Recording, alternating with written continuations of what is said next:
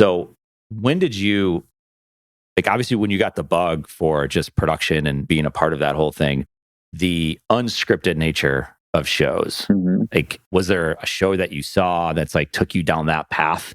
Because it's different than being more of into that. Yeah.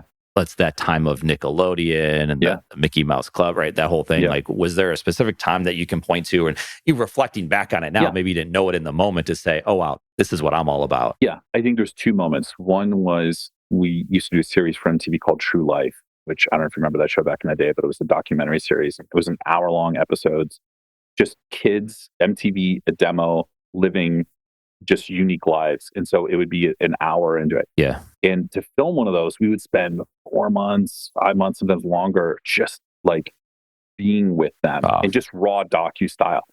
And it was so incredible when you would go through that process and then create the output and you see the feedback from people connecting with that. Like, that show is a really powerful show where young people would respond to that. And it would be like this connection of, wow, it's not that I'm like that too. This exists. It's not just me. You know, like, it was this really powerful thing. That was the first moment of like, wow, like telling real people's stories in a way to connect with total strangers is a really powerful thing to watch play out.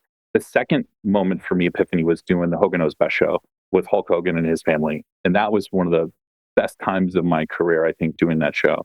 And for that show, the epiphany or the moment for me was, I got to relate to that show and that family, because I was like, oh, there's so many things that are happening in their family. They're so relatable.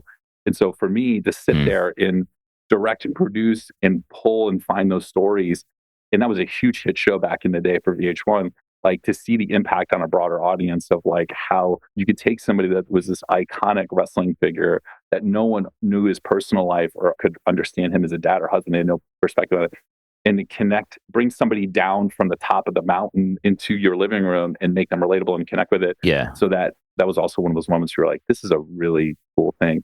And I think the breakthroughs too, that anytime we would tell a story where people had a preconceived notion about a type of person or a specific person or a subculture, and you could flip it on its head and viewers would watch it and go, I had no idea. I always thought blank. I never knew blank, right?